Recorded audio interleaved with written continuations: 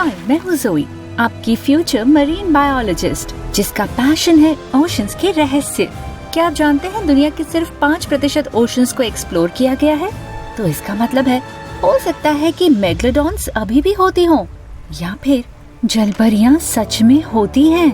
आपको क्या लगता है? इन सवालों का जवाब ढूंढने से पहले आप लाइक और सब्सक्राइब जरूर कर लीजिए। एक एलीट यूनिवर्सिटी में अपने सपनों का कोर्स करना सबसे कूल प्रोफेसर्स के साथ तो सच में एक परफेक्ट कॉलेज लाइफ थी। और ऑफ कोर्स स्कूल लाइफ क्या है सीक्रेट क्रश के बिना। तो मिलिए जेस से, एक बेपरवाह पर बहुत ही स्मार्ट लड़का जो कुछ क्लासेस में मेरे साथ बैठता था, अपने हैंडसम लुक्स और चिल वाइब्स के साथ। तो जैसे चलता फिरता सपना हो वो। कभी कभी मुझे उससे बात करने का मौका मिलता था और जब भी करूं तो मेरे पेट में गुदगुदी होने लगती थी। कभी कभी हमारी कोहनियां गलती से छू जाती या जमीन से कुछ उठाते वक्त हमारी उंगलियां मिल जाती। कभी कभी वो क्लास में मुझसे कुछ छोटे मोटे सवाल पूछता और मैं ना पिघलने की कोशिश करती। एक बार एक बहुत ही बोरिंग लेक्चर के दौरान मैंने अपनी कॉपी में एक सी क्रीचर की ड्राइंग बनाई और उसने देखा। अच्छा ड्रॉ करती हो, साथ में एक शार्क भी बना लो। शर्मा के मैंने जल्दी से एक टाइगर शार्क बना दी। उसने मुझे एक थम्स अप दिया और इससे तुरंत मेरा दिन अच्छा हो गया। और एक बार मैंने गलती से उसकी नोटबुक पे कॉफी गिरा दी। I am so sorry. कभी कभी मैं चीजें संभाल ही नहीं पाती हूँ। ग्रेट, मेरे नोट्स ने कॉफी पी ली। अब शायद मुझसे पहले इनकी नींद खुल जाए। वो धीरे से मुस्कुराया और ऐसे नाटक किया जैसे कुछ हुआ ही नहीं था। उसकी हैंडसम साइड प्रोफाइल को निहारना और इन छोटे छोटे पलों में खुशी ढूंढना। मेरी लाइफ तो एकदम सिंपल और पीसफुल थी, लेकिन फिर मेरी जिंदगी में आई एक औरत जिसने सब कुछ बिगाड़ के रख दिया। इसकी शुरुआत हुई जब मेरे फेवरेट प्रोफेसर एक दिन क्लास में नहीं आए। उसकी जगह दरवाजा खुला और एक रहस्यमय इंसान अंदर आया। हम सब की सांसें रुक गईं जब वो फाइनली रोशनी के अंदर आई। वो तो जैसे ईथर की बनी हो, लहराते घने लाल बाल और आँखें जो समुद्र जैसी चमकती थी। देखने में तो अटलांटिस की रानी लग रही थी। हेलो क्लास, मैं हूँ मिस मरीना और मैं आपकी टेम्पररी टीचर रहूंगी जब तक मिस्टर मंचकिंस 1 महीने की छुट्टी पर है।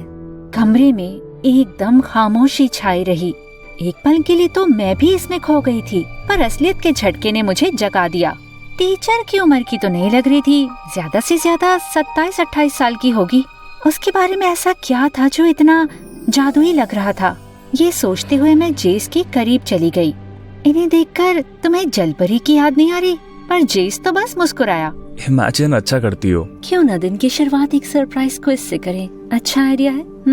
चिढ़कर शिकायत करने की जगह सबके सब खुश हो गए, जैसे उसने कोई जादुई मंत्र छेड़ दिया हो। हम लिखने लगे और उसने प्यारी सी मोहित करने वाली धुन गाई और मैंने देखा लड़के तो उसे घूरे जा रहे थे, जैसे सम्मोहित हो गए हों। अचानक मुझे याद आया कि जलपरियां इसी तरह का जादू करती हैं। आदमियों को झांसा देकर समुद्र में बुला के डुबा देती हैं या फिर उन्हें अपना गुलाम बना लेती हैं। और इस बात से मदद नहीं मिल रही थी कि समुद्र यहाँ से थोड़ी ही दूरी पर था। ओह नो, अगर नहीं नहीं नहीं नहीं, मैं क्या सोच रही हूँ। कोशिश करी मैंने इन उल-झुल बातों को अपने दिमाग से निकालने की, पर अगले कुछ दिनों मैंने नोटिस किया कि मिस मरीना जेस से कुछ ज्यादा ही चिपक रही थीं। हमेशा उसे बुलाने का कोई नया बहाना ढूंढ लेती। उनकी चमकती आंखों को देखकर दिल में घबराहट होने लगती थी। जेस, क्या तुम समझा सकते हो कि कोरल रीफ कैसे बनती है? कोरल रीफ्स तब बनती है जब कोरल लार्वे द्वीपों या महाद्वीपों के किनारे डूबी चट्टानों या अन्य कठोर सतहों से चिपक जाती है। वो समय के साथ बढ़ के पानी के नीचे की विशाल संरचनाओं का निर्माण करती हैं। एक्सीलेंट। और क्या तुम बता सकते हो कि कोरल रीफ इकोसिस्टम के लिए जरूरी क्यों होती है? वो समुद्री जीवन को बढ़ावा देते हैं। वे कई प्रजातियों को घर, खाना और प्रजनन स्थल देते हैं और वो तटीय क्षेत्रों को तूफान और इरोजन से बचाते हैं। बहुत बढ़िया जेस, समुद्र के बारे में तुम काफी ज्यादा जानते हो। जैसे जैसे दिन बीतते गए जेस के लिए उनके सवाल काफी ज्यादा पर्सनल होने लगे थे, जबकि बाकी सब बैकग्राउंड में खोते जा रहे थे। जेस, क्या तुम्हें कभी ऐसा लगा है जैसे समुद्र के साथ तुम्हारा कोई रिश्ता हो, जैसे वो तुम्हें बुला रहा हो?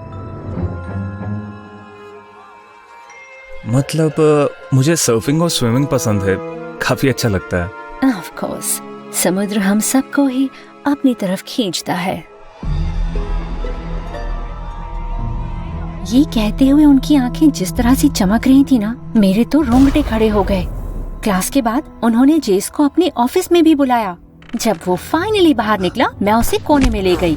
ये पहली बार था जब क्लास के बाहर मैं जेस से कोई बात करूंगी और मुझे लग रहा था सुसु कर दूंगी। हे तुम लोग अंदर क्या कर रहे थे? कुछ नहीं, स्मूदी पीते हुए मेरी क्लास की परफॉर्मेंस के बारे में बात करी। क्यों? कुछ नहीं, वो बस बहुत स्वीट लगती हैं। वो तो है। मैं और सवाल पूछना चाहती थी पर चेप नहीं बनना चाहती थी। हाँ, बाद में मिलते हैं। उसके बाद से मैं छोटी छोटी चीजें भी नोटिस करने लगी। मुझे एहसास हुआ मिस मरीना समुद्र से रिलेटेड शब्दों का बड़ा इस्तेमाल करती थी। ऑलराइट क्लास, समुद्र के रहस्यों में गोता लगाने का समय आ गया है। मेरे कान खड़े हो गए। क्या उन्होंने कहा गोता लगाते हैं? चलो, hoist the sails and get started। जानकारी की फिशिंग करते हैं।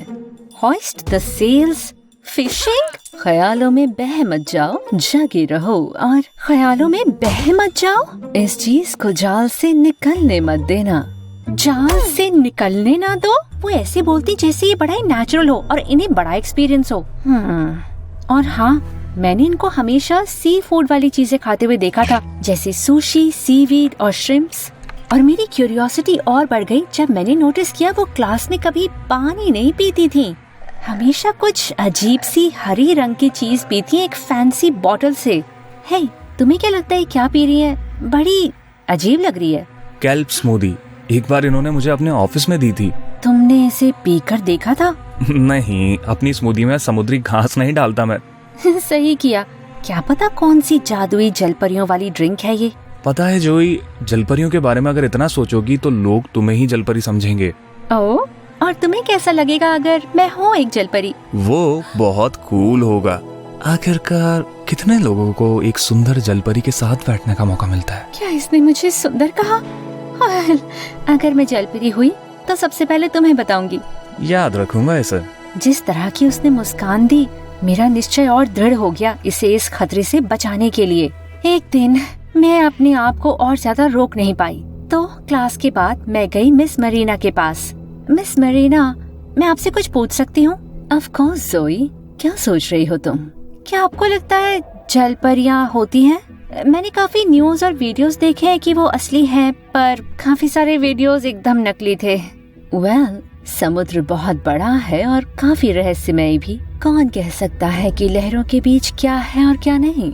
क्या आपको किसी ने कभी कहा है कि आप एक जलपरी जैसी दिखती हैं? एक दो बार लोग कह चुके हैं। शायद ये मेरे लंबे बाल और समुद्र के प्रेम की वजह से है, पर क्या पता, शायद हम सब में एक जलपरी है जो हमें समुद्र की तरफ खींच के ले जाती है। हाँ, शायद। बात यह है कि लगता है समुद्र से आपका कुछ लगाव है, जैसे आप वहीं की हो। समुद्र हमेशा से मेरी जिंदगी का हिस्सा रहा है जोई, शायद तुम जानो उससे ज्यादा। मैं वहाँ से निकली, पर उनकी बातें मेरे कानों में गूंज रही थीं। रहस्य गहरा होता गया और मैंने तो एकदम ठान ली थी सच का पर्दा फाश करने की। एक बरसाती दोपहर में मैं जलपरियों के ऊपर कुछ किताबें ढूंढ रही थी, जब लाइब्रेरी में मेरी नजर पड़ी एक पुरानी धूल खाई बुक पर। मैंने उसे पढ़ा। उसमें लिखा था कि जलपरी का असली रूप लाने के लिए उसे वापस पानी के अंदर धक्का देना होता है। मौका जितना सोचा था उससे जल्दी आ गया अगले दिन, जब मिस मरीना ने अनाउंस किया कि हम इस वीकेंड लेक के पास जा रहे हैं कैंपिंग के लिए। परफेक्ट। जब वो दिन आया तो मिस मरीना आई एक सीशेल और स्टारफिश की ज्वेलरी पहन के, जो सूरज की रोशनी में एकदम जादुई तरीके से चमक रही थी। और ज्यादा ऑब्वियस हो सकती है क्या ये? मैंने जेस पर नजर रखना चाहा, पर वो तो सारा टाइम क्लास की अननोइंग लड़कियों से घिरा हुआ रहता। पर कम से कम वो एक जलपरी से तो सेफ ही होंगी। हमने दिन की शुरुआत करी दौड़ लगाने से, और जब हम एक मोड़ पे आए तो मेरा ध्यान गया मिस मरीना के पैरों पर। वो कुछ ज्यादा ही बड़े थे, जैसे एक जलपरी की पूंछ हो। इससे पहले मैं दोबारा ख्यालों में खो जाऊं, जेस ने मुझे जगा दिया। पता है, तुम ऐसे जॉग करती हो जैसे बेबी जिराफ पहली बार चलना सीख रहा हो। मेरी तौहीन कर रहे हो? अरे नहीं। फिर आंख मार के वो आगे निकल गया, कुछ घंटों के लिए मुझे डिस्ट्रैक्टेड और शर्मिंदा करके। बाद में अगले दिन मैं ये जान के हैरान रह गई कि मिस मरीना ने पानी के पास होने वाली किसी भी एक्टिविटी से इनकार कर दिया था। मुझे क्लोरीन और सी सॉल्ट से काफी एलर्जी है। बड़ा कन्वीनियंट है। उनका पर्दाफाश करने के लिए मैंने तय किया कि उन्हें गीला करके रहूंगी। लंच के दौरान मेरा बैलेंस गलती से बिगड़ा और अपनी ड्रिंक लगभग उन पे गिराई दी थी, पर उन्होंने बड़े आराम से पीछे हटके कप को हवा में पकड़ लिया। संभल के सोई। लंच के बाद जब हम लेक के पास फिशिंग कर रहे थे, मैंने देखा मिस मरीना जेस के पास गई और उसके कान में कुछ कहा। उसका हाथ पकड़ के वो कहीं ले जाने वाली थी कि मेरे ओवर प्रोटेक्टिव इंस्टिंक्ट्स एकदम जाग पड़े। मैं उनकी तरफ भागी और गिरने का नाटक करके सीधा जेस की बाहों में गिर गई। ओह, कसम से शायद एक जैनिटर फिश के ऊपर से फिसल गई। जमीन पर? हाँ, हमें क्या पता, हो सकता है कुछ ने पानी से निकल के चलना सीख लिया हो। मैंने मिस मरीना की तरफ मुस्कुराते हुए देखा, लेकिन उनकी निगाहें बर्फ जैसी ठंडी हो गई थीं। वो हल्के से पीछे हटी, अपने और लेक के बीच दूरियां बढ़ाते हुए। उस रात जब हम बॉन फायर के पास बैठे थे तो मैंने देखा जेस वहाँ नहीं है और मिस मरीना भी गायब है। मेरे सर में खतरे की घंटी बजने लगी। Oh no! मैं चुपके से उसे ढूंढने के लिए निकली और फाइनली उसे लेक के पास बैठे हुए पाया। जेस, तुम्हें यहाँ अकेले नहीं होना चाहिए। मिस मरीना खतरनाक हो सकती हैं। खतरनाक? क्या मतलब? और फिर उस वक्त मैंने उसे अपनी सारी थ्योरीज बता दी, पर वो तो जोर जोर से हंसने लग गया।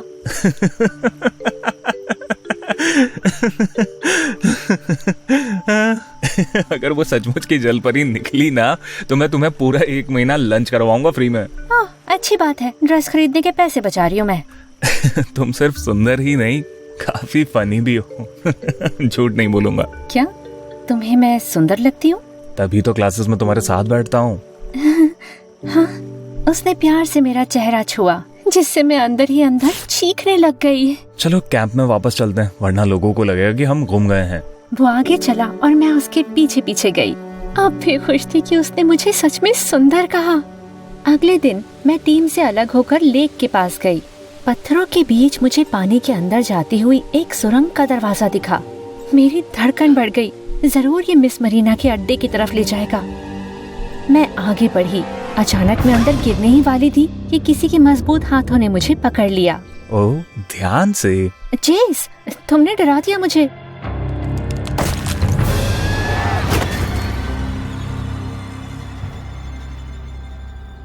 क्या है ये जगह? शायद ये कहीं का रास्ता है, हमें देखना ही होगा। हिचकिचाते हुए जेस सुरंग में मेरे पीछे आया। अंदर हमें मिली मछलियों की हड्डियाँ, कुछ पुराना सामान और अजीब से लेकिन काफी फैसिनेटिंग आर्टिफैक्ट्स। शायद ये लेक समुद्र से जुड़ा हुआ है। कहीं ये मिस मरीना का सीक्रेट लेयर तो नहीं? तुम भी ना जोई। अच्छा ठीक है, अगर तुम्हें इससे रात में नींद आएगी तो पता करते हैं। साथ में हम उस डरावनी सुरंग में आगे बढ़े। हमारी फ्लैशलाइट्स अंधेरे को चीरती हुई। हम जितना अंदर गए उतना मुझे यकीन होता गया कि यहाँ कुछ तो बहुत बड़ा है। थोड़ा आगे जाने पर हमें मिला एक पुराना धूल से सना हुआ संदूक। उसे खोलने पर हमें मिले पुराने लव लेटर्स 2 लोगों के बीच। लगता है ये किसी का प्राइवेट ड्रामा है। मैं जोर से पढ़ने लगी। मेरे प्यारे, समुद्र मुझे बुलाता है पर मेरा दिल तुम्हारे पास है। हमेशा तुम्हारी एम। मैंने जेस की तरफ देखा। एम मरीना शायद? हाँ जरूर, क्योंकि दुनिया में इकलौती वही है जिसका नाम एम से शुरू होता है। सीरियसली जेस, ये बहुत बड़ा है। हो सकता है हम कोई बहुत पुरानी लव स्टोरी देख रहे हो। वो सर हिलाते हुए हंसा। ठीक है नैन्सी ड्रू, देखते हैं कि यहाँ पर और क्या है। इससे पहले हम आगे बढ़े, सुरंग के अंदर से एक जोर से आवाज आई। मेरा कलेजा मुंह को आ गया था। ये क्या था? शायद कुछ नहीं। और तभी मिस मरीना और हमारी प्रिंसिपल आ गईं। उनकी फ्लैशलाइट्स ने हमें अंधा ही कर दिया था। यहाँ रहे तुम लोग। इस टनल को लोग भूल चुके हैं। पास की बिल्डिंग के पुराने इरिगेशन सिस्टम का हिस्सा था ये। यहाँ रहना खतरनाक है। तो ये कोई सीक्रेट लेयर नहीं है किसी की या किसी चीज की? नहीं जोई, बस पुराने पाइप्स और इतिहास। जिसने मुस्कुराते हुए मेरी तरफ देखा और मैंने तो बस अपनी आंखें घुमा ली। ठीक है, गलत थी मैं इस बार। कैंप साइट में जाते वक्त अचानक मेरा पैर फिसला और मैं लेक में गिर गई। जेस सीधा अंदर कूदा और मैं बहुत घबरा गई थी। पर इससे पहले मैं कुछ समझूं, मिस मरीना ने मुझे पहले ही बाहर खींच लिया था। पता नहीं था ये इतनी ज्यादा ताकतवर भी है।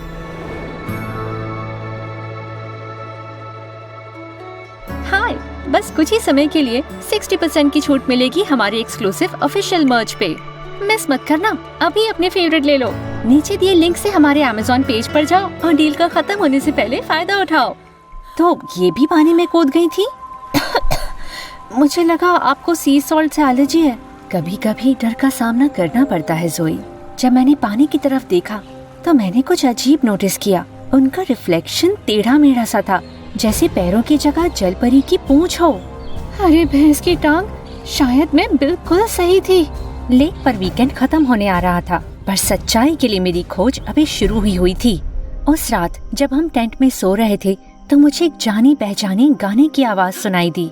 पूरे जंगल में ये आवाज गूंज रही थी। मैंने अपनी दोस्त से पूछा कि क्या वो सुन सकती है, पर उसने कुछ नहीं सुना। कंफ्यूज होके मैंने टेंट खोला तो मेरा दिल बैठ गया जब दूर मुझे कुछ दिखाई दिया।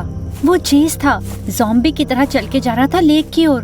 ओह नहीं नहीं नहीं नहीं नहीं, मैं टेंट से बाहर निकल के उसके पीछे भागी। उसके पास पहुंच के मैंने उसे हल्के से झटका दिया। जेस, जेस, उठो। फाइनली उसकी आंखें खुली। जोई, क्या चल रहा है? इससे पहले मैं कुछ कहूँ, मैंने लेक के पास किसी को खड़े देखा, धुंध से ढका हुआ। जब मैं पास पहुँची तो कोहरा छटा और मुझे दिखी मिस मरीना चांद की रोशनी में नहाती हुई। वो इस दुनिया की लग ही नहीं रही थी, खूबसूरत जादूगरनी की तरह। पर मेरा दिल धड़क रहा था डर और शक से। आप एक जल परी हो ना, और जेस को अपने साथ ले जाना चाहती हो? मिस मरीना हंसी, लेकिन उनकी मधुर हंसी को सुन के मेरी रूह कांप गई। हो जोई, तुम काफी इंटरेस्टिंग लड़की हो, है ना? इतनी मजेदार बात तुमने कैसे सोच ली? सीधे सीधे मेरे सवाल का जवाब दो। एक बात है जो तुम बच्चों को पता होनी चाहिए, पर मैं तुम्हें अभी नहीं बता सकती। जेस और मैं एक दूसरे को कंफ्यूजन से देखने लगे। आप अभी क्यों नहीं बता सकती? नहीं, कल स्कूल में सुबह होते ही सबसे पहले तुम्हें बताऊंगी। इस चीज का इंतजार और क्यूरियोसिटी मुझे मारे जा रही थी। जब मैं फाइनली घर पहुंची तो मॉम ने कहा उनकी एटिक में हेल्प करूं। हम पुराने डब्बे देख रहे थे कि मुझे एक पुराना फैमिली ट्री का कागज मिला, जिसे देखकर मेरा खून सूख गया। पेड़ के सबसे ऊपर मेरे पूर्वजों की तस्वीरें थीं, समंदर में खेलते हुए। उनके शरीर का निचला हिस्सा ढका हुआ था लहरों से। क्या मैं जल परियों के खानदान से हूँ? मॉम, ये क्या है? ओह, ये चीज बस एक पुरानी कहानी है। सिर्फ एक कहानी या कुछ और है? तुम्हारी पर नानी ने कहा कि उन्होंने ये कहानी बनाई थी क्योंकि उन्हें मरमेड से कुछ ज्यादा ही प्यार था। ये जानकर मैं अपनी पहचान पर सवाल उठाने लगी। और मैं मिस मरीना के बारे में क्यों जानना चाहती थी? क्या हो सकता है कि मुझ में जलपरियों का खून है? क्या इसीलिए मैं उनकी तरफ खींची जा रही थी? मुझे सच जानना ही होगा, वरना सोच सोच के खुद को बीमार कर दूंगी। अगली सुबह होते ही मैं घुसी मिस मरीना के ऑफिस में, पर हैरानी की बात है जेस वहाँ पहले से ही था। जोई, समय से आ गई तुम। मैं जेस को सच बताने ही वाली थी। प्लीज बताइए क्या चल रहा है, आखिर कौन हो आप? सबसे पहले जोई, मैं जितना चाहूँ कि तुम्हारी जलपरी वाली कहानी सच हो, क्योंकि जलपरियाँ बहुत सुंदर होती हैं, दुख के साथ कहना पड़ेगा मैं वो नहीं हूँ। शायद तुमने जो नोटिस किया वो सिर्फ कोइंसिडेंस था। तो जेस के साथ आपका नाता क्या है, या मेरे साथ? फिर उन्होंने ऐसा बॉम्बशेल गिराया जिससे जेस और मैं दोनों हैरान हो गए। मैं तुम्हारी माँ हूँ जेस। क्या? ये मुमकिन नहीं है। तुम्हें छोड़ के जाने के लिए माफ कर दो। हमेशा दूर से तुम पर नजर रखी है मैंने, तुम्हें ढूंढना कभी बंद नहीं किया। जेस तो अब भी शौक में था, लेकिन मैंने सबूत मांगा। सबूत कहाँ है? हम कैसे मान ले कि आप झूठ नहीं बोल रही हो अपनी असली पहचान छुपाने के लिए? मैंने अपनी सांस रोकी और उन्होंने ड्रॉर से एक फाइल निकाली। उसमें जेस और उसके डैड की फोटोज थीं, बचपन की, साथ में एक डीएनए टेस्ट भी। जेस, याद है पिछली बार ऑफिस में मैंने तुम्हें एक केल्प की स्मूदी ऑफर करी थी? मैंने वो कप डीएनए टेस्ट के लिए यूज किया, तो वो वाकई सच बोल रही थी। मुझे यकीन नहीं होता। क्या डैड को पता है? आप हमें छोड़कर गई क्यों? ये एक लंबी कहानी है, गलतियों और पछतावे से भरी हुई। मैं चली गई क्योंकि मैं छोटी और डरी हुई थी। तुम्हारी डैड और मेरी एक अरेंज मैरिज हुई थी। मैं माँ बनना जानती नहीं थी। उस वक्त मैंने गलत फैसला लिया और आज तक उसकी भरपाई कर रही हूँ। तो आप बस चली गई, मुझे और डैड को अकेला छोड़ के? जानती हूँ शायद ये माफी के लायक ही नहीं। मैं घबरा गई थी और एक बहुत ही बुरा फैसला ले लिया, पर प्लीज यकीन करो, मैंने तुम्हारे बारे में सोचना कभी नहीं छोड़ा। दूर से तुम्हें बड़े होते हुए देखा है, हमेशा तुम्हारी जिंदगी का हिस्सा बनना चाहती थी। अचानक मैं बहुत ज्यादा शर्मिंदा महसूस करने लगी। I am sorry miss Marina, मैं अपने ही ख्यालों में खो गई थी और ये ड्रामा कर दिया। मैं समझती हूँ ज़ोई, तुम जेस की सुरक्षा करना चाहती थी, पर प्लीज इस चीज को भी राज ही रखना। मैं जानना चाहती हूँ इसे ठीक कैसे करूँ। बाकी के पूरा दिन जेस अब भी शौक में था और मैंने बस उसका साथ देना चाहा। हे, क्या तुम ठीक हो? बस सोच रहा हूँ इसके बारे में, कुछ समझ में नहीं आ रहा। समझ सकती हूँ, हर रोज तो पता नहीं चलता कि तुम्हारी मिस्टीरियस टीचर एक्चुअली तुम्हारी मॉम है। हाँ, सही कह रही हो। बचपन में मेरे पास कभी माँ थी ही नहीं। तो तुम बस अपने डैड के साथ रहे हो? वेल, मेरी एक स्टेप मॉम थी, पर वो भी चली गई। वो बहुत अच्छी स्टेप मॉम नहीं थी। ये तो काफी मुश्किल होगा। था वो तो, पर जानती हो उसकी मुझे आदत है। लेकिन मिस मरीना के बारे में ये सब जानना अजीब है। तुम इसमें अकेले नहीं हो, मतलब मैं तुम्हारी सीटमेट हूँ ना। मुझे पता था कि तुम्हारे साथ बैठ के मैंने सही काम किया है। उसने प्यार से मेरे बालों के साथ खेला, फिर उठ के वहाँ से चला गया और मैं अकेली रह गई। ये मुझे डेट के लिए कब पूछेगा? उसके बाद से मिस मरीना जेस के करीब आने की बहुत कोशिश करती रही, पर अब भी कुछ ठीक नहीं लग रहा था। मुझे अब भी इस बात पे यकीन नहीं हो रहा था कि कुछ गलत नहीं है। वो कुछ ज्यादा ही परफेक्ट लग रही थी, खोए समय को पाने के लिए उत्सुक। एक दिन मैंने सुना कि हमारी आखिरी क्लास के बाद उन्होंने जेस को अपने ऑफिस बुलाया है। घंटों बीत गए पर अब तक वो ऑफिस से बाहर नहीं आए। मैं इंतजार करती रही। स्कूल भी खत्म होने का समय आ गया। आखिर वो अंदर कर क्या रहे थे? कुछ देर बाद फाइनली मुझे मिस मरीना बाहर आते हुए दिखी। जिस तरह उन्होंने दरवाजा बंद किया, मुझे शक हो गया। अरे जेस का क्या? मुझे यकीन है वो अब भी अंदर था। मैंने उनके जाने का इंतजार किया, फिर दरवाजे की तरफ भागी। मैं घबराने लगी जब देखा दरवाजे के नीचे से धुआं निकल रहा था। अचानक मुझ में जोश आ गया। एक लात मार के दरवाजा खोला और तुरंत प्रॉब्लम दिख गई। गैस लीक हो रही थी और शायद ये जहरीली थी। जेक जमीन पर था, खांस रहा था, बेहोश होने वाला था। होशियारी दिखाते हुए मैंने स्टेपलर उठाया और छत पर लगे स्प्रिंकलर पर फेंक दिया। पानी बरसने लगा जिससे धुआं छट गया। फिर जितना जल्दी हो सके मैं जेस को कमरे से बाहर ले आई। एक बार जब हम बाहर आ गए तो मैंने 911 कॉल किया। सायरन्स की आवाज आ रही थी और मैंने जेस को उठाना चाहा। जेस क्या हुआ? उसने क्या किया तुम्हारे साथ? ज़ोई, मिस मरीना, वो मेरी स्टेप मॉम है। मुझे अपने कानों पे विश्वास नहीं हो रहा था। तो मिस मरीना ने हमें उल्लू बनाया ये कह के कि वो जेस की असली मॉम है। वो ज्यादा दूर नहीं पहुंची थी। स्कूल के कैमरा में वो बाहर निकलते हुए पकड़ी गई और शुक्र है कि पुलिस ने उन्हें समय से गिरफ्तार कर लिया। ये खबर जंगल की आग की तरह फैल गई। पता चला मिस मरीना सालों से लोगों को स्कैम कर रही थी और काफी समय से पुलिस को उनकी तलाश भी थी। हॉस्पिटल में ठीक होने के बाद जेस ने कहा कि उसके डैड ने फाइनली उसे सब सच बता दिया। मेरी असली माँ जा चुकी हैं। डैड और उनकी अरेंज मैरिज हुई थी और वो हमसे प्यार नहीं करती। मेरे पैदा होते ही उन्होंने मुझे डैड के साथ छोड़ा और जाकर किसी और से शादी कर ली। और ये है मिस मरीना। इनका पहले नाम था लॉरा और तब ये बहुत अलग दिखती थी, एकदम चुड़ैल की तरह। एक दिन डैड ने इन्हें चोरी करते हुए पकड़ लिया, फिर पुलिस को बुला लिया। उन्हें पता लगा कि ये प्रोफेशनल स्कैमर और गोल्ड टिगर है। 1 साल पहले ही ये जेल तोड़कर भाग गई और प्लास्टिक सर्जरी करवा ली। वो वापस आई थी डैड से बदला लेने के लिए, मुझे चोट पहुंचा के। वाओ, इसकी तो मुझे जरा भी उम्मीद नहीं थी। ये तो किसी खतरनाक जलपरी से भी ज्यादा बुरी है। थैंक्स ज़ोई, तुमने मेरी जान बचाई। कोई भी लड़की अपने क्यूट सीटमेट के लिए तो ये करेगी। अच्छा, तो क्यों ना इस वीकेंड हम दोबारा जाएं और असली जलपरियों को ढूंढें? क्या तुम मुझे डेट के लिए पूछ रहे हो? शायद। 1 मिनट देना मुझे जरा। मैं कमरे से बाहर गई और फिर खुशी से चीख पड़ी। फाइनली। कुछ दिनों के बाद जेक मुझे लेक पर गया डेट के लिए, जैसे वादा किया था। हम वहाँ शांति से घूम रहे थे कि अचानक पानी में कुछ छपाक से आवाज आई।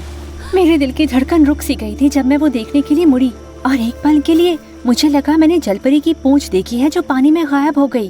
तुमने देखा वो? क्या? एक जलपरी की पूंछ, कसम से मैंने देखी। मिस मरीना कहीं जेल तोड़ के भाग तो नहीं गई? जेस ने मेरा हाथ थामा। ये बस तुम्हारा इमेजिनेशन है ज़ोई। मैं खबर देखने के लिए अपना फोन चेक करने ही वाली थी कि अचानक वो आगे बढ़ा और उसने मुझे किस किया।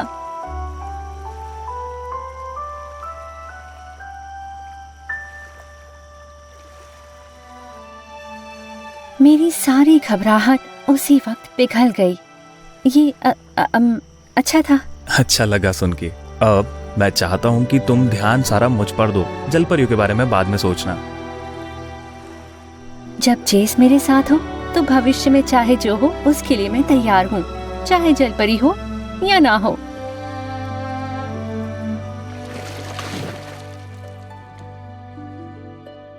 हाय दोस्तों, मैं हूँ जेना पेंसिल्वेनिया से। प्लीज लाइक और सब्सक्राइब करें। मैं बचपन से खुश थी। मेरे पापा मार्केटिंग में काम करते थे और मम्मी टीचर थी। हमारा एक बड़ा सुंदर सा घर था, वाइट पिकेट फेंस थी और एक कुत्ता भी था बिस्किट नाम का। मेरे बर्थडे पर हमेशा बड़ी पार्टी होती और गर्मी की छुट्टियां हम लेक हाउस पर बिताते थे। मेरे दोस्त और मैं हमेशा एक साथ रहते थे।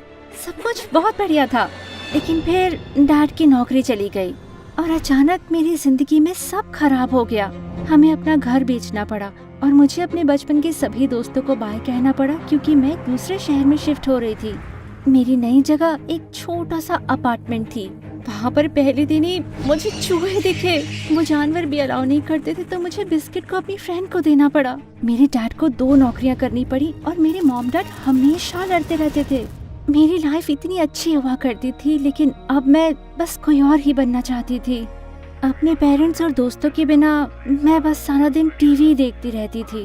टीवी में तो सबकी लाइफ परफेक्ट लगती थी, बड़ी बड़ी अपार्टमेंट, महंगी ड्रेसेस और एकदम फन पार्टी लाइफ। और उन सब में एक और बात कॉमन थी, वो सब के सब न्यूयॉर्क शिफ्ट हुए थे अपनी लाइफ को बेहतर बनाने के लिए। अगर मैं भी न्यूयॉर्क चली जाऊँ तो शायद मैं भी खुद को बदल पाऊंगी। जैसे ही मैं 15 साल की हुई, मैं एक लोकल आइसक्रीम शॉप में काम करने लगी। मैंने एक एक पेनी जमा करी। कितने भी बदतमीज लोग स्टोर में आए, मैं हमेशा मुस्कुराती। ये स्ट्रॉबेरी आइसक्रीम बहुत पिंक है। मेरे बच्चे ने आइसक्रीम गिरा दी है, एक और दो। ये तो पिघल गई है, मेरा पैसा वापस दो। फर्क नहीं पड़ता वो मुझसे क्या कहते थे, मुझे तो बस न्यूयॉर्क जाने के लिए पैसे जमा करने थे।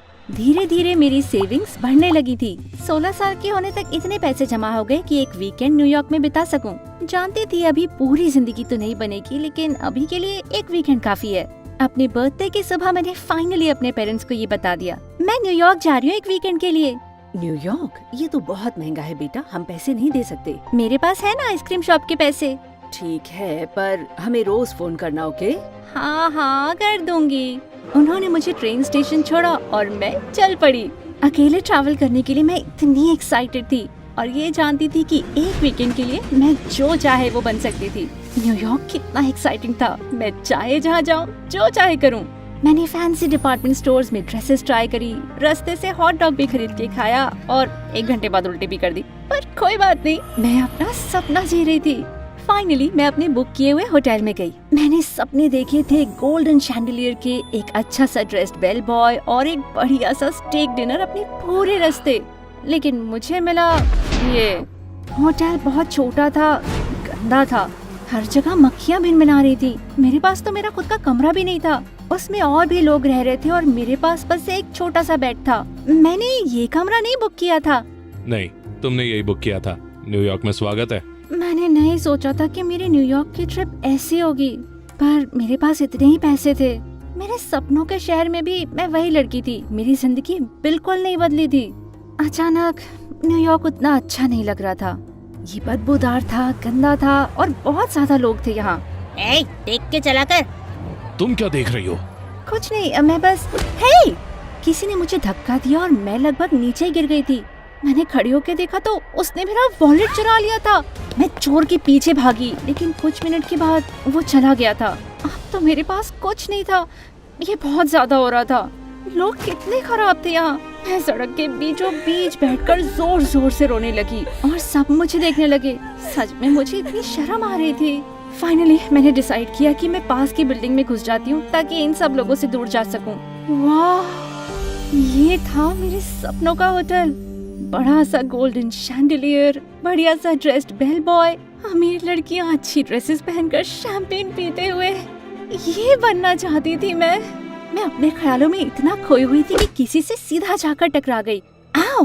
ओलेना। हैं? ये मेरा नाम नहीं था। शायद इसने मुझे कोई और ही समझ लिया है। कहाँ थी तुम? बिना किसी को बताए ऐसे नहीं जा सकती। अरे तुम कौन हो? मैं स्टेफान हूँ। तुम्हारे पेरेंट्स ने मुझे भेजा तुम्हारी सुरक्षा के लिए। मुझे बिना बताए होटल से नहीं जा सकती तुम। चलो अपने रूम में वापस चलो। मेरा कमरा जिसमें बहुत सारे लोग और ढेर सारे चूहे भी हैं। घर के अलावा मैं बस वहाँ और नहीं जाना चाहती थी। मैं तो भाग ही गई थी। फिर मैंने नोटिस किया कि स्टेफान मुझे बिल्डिंग के बाहर नहीं ले जा रहा था, बल्कि वो तो मुझे होटल के अंदर ले जा रहा था। मैं तो हैरान रह गई जब मैंने देखा एक पूरा सोने से बना एलिवेटर खुला। वो इतनी तेजी से ऊपर बढ़ा कि मुझे तो लगभग चक्कर से ही आने लगे थे। ऐसा लग रहा था जैसे हम उड़ रहे हो। एलिवेटर के दरवाजे सीधा होटल रूम के अंदर खुले। नहीं, होटल का कमरा नहीं, एक पेंट हाउस। ये मेरा कमरा है। जानता हूँ ज्यादा बड़ा नहीं है, पर अभी के लिए काम चलाना होगा। और हाँ, अगर जाना चाहो तो मुझे बता दो। तुम्हारे डैड बस चाहते हैं तुम ठीक रहो। ज्यादा बड़ा नहीं है, ये तो महल था। स्टेफान चला गया और पूरा कमरा मेरा था। बाथरूम पूरा मार्बल का बना था और उसमें एक हॉट टब भी था। टीवी तो बहुत बड़ा था, मुझसे भी ज्यादा। और यहाँ इतने सारे शैंडिलियर्स थे, मैं तो गिन भी नहीं पा रही थी। यहाँ तक कि बिस्तर भी शानदार था, इतना लंबा, इतना मखमली, मैं तो चढ़ भी नहीं पा रही थी। इतना अच्छा होटल रूम आखिर था किसका? मैं जानती हूँ मुझे उसे बता देना चाहिए था कि मैं एलेना नहीं हूँ और मैं यहाँ बिलोंग नहीं करती हूँ, लेकिन फिर मैंने इसी चीज के तो सपने देखे थे। मेरे पेट में गुड़गुड़ होने लगी, तो मैंने सोचा चलो इसके बारे में बाद में सोचते हैं, पहले थोड़ी पेट पूजा हो जाए। रूम की मिनी फ्रिज में मैं गई, मैंने स्नैक्स खाए, सोडा पिया, यहाँ तक कि रूम सर्विस भी ऑर्डर कर ली। खा पी के मेरा पेट इतना फूल गया कि लगभग गिरने ही लगी थी। जिंदगी इतनी अच्छी कभी नहीं थी। मेरा फोन बजा और देखा मेरे पेरेंट्स कॉल कर रहे हैं और मुझे याद आ गई वो लड़ाइयाँ, वो चूहे और बिस्किट को खोना। मैंने फोन काट दिया और डिसाइड किया कि मैं वापस कभी नहीं जाऊंगी। मैं न्यूयॉर्क में रहकर अपनी जिंदगी शुरू करूंगी, चाहे मुझे इस लड़की एलेना की जिंदगी ही क्यों न लेनी पड़ जाए। मैंने आसपास देखा तो उसकी डायरी और लैपटॉप दिखा। मैंने लैपटॉप खोला और क्या ये मैं थी? अचानक मुझे एहसास हुआ कि वो कौन थी। एलेना, एक फेमस एक्ट्रेस। मेरे दोस्त कहा तो करते थे कि मैं उसके जैसी दिखती हूँ। जेना और एलेना नाम भी सुनने में एक जैसे लगते हैं। बस एलेना की जिंदगी ऐशो आराम की थी और मेरे पास कुछ नहीं था। एलेना शायद जल्दी वापस आ जाएगी। अगर उसके रूम में मुझे पकड़ा गया तो बहुत मुश्किल हो जाएगी। मुझे यहाँ से भागना पड़ेगा इसके पहले कि मुझे गिरफ्तार कर लें। लेकिन शायद मैं कुछ चीजें लेके जा सकती हूँ, क्योंकि मेरा वॉलेट तो चोरी हो चुका था ना। एलेना के कपड़े पहनने के बाद मैंने स्टेफान को बताया कि मैं शॉपिंग करने जा रही हूँ। उसने साथ आने की जिद करी। जब हम स्टोर पहुँचे तो मैंने बोला मैं अपना कार्ड भूल गई हूँ, तो स्टेफान ने बिना सोचे मुझे ढेर सारे पैसे दे दिए। इतना सारा पैसा मैंने अपनी लाइफ में नहीं देखा था। इतने पैसे के साथ मुझे पेंसिल्वेनिया जाने की जरूरत ही नहीं थी। मैंने कुछ कपड़े सिलेक्ट किए और बोला कि मैंने ट्राई करने जा रही हूँ, लेकिन जैसे ही उसकी नजर से दूर हुई मैं वहाँ से खिसक ली। शायद स्टार्टिंग में न्यूयॉर्क इतना अच्छा नहीं लगा, लेकिन अब चीजें बदल रही थी, ऐसा मैंने सोचा था। मैं थोड़ी दूर आई थी कि मुझे एहसास हुआ मैं अपना फोन भूल आई थी। उसके बारे में सोच ही रही थी कि अचानक किसी ने मुझे पीछे से पकड़ के खींचा और फिर अंधेरा छा गया। कुछ घंटे बाद मेरी आंख खुली और मुझे चक्कर आ रहे थे। मैं कंफ्यूज सी थी। मैं कहाँ हूँ? तुम? अरे तुम! मैंने आसपास देखा तो मुझे रूम के उस तरफ एक लड़की खड़ी दिखाई दी, लेकिन उसकी शक्ल नहीं दिखी क्योंकि बहुत अंधेरा था। तुम यहाँ क्या कर रही हो? मैं जानती भी नहीं यहाँ कहाँ है। मैं तो ये भी नहीं जानती कि तुम कौन हो। मैं किडनैप हो गई हूँ।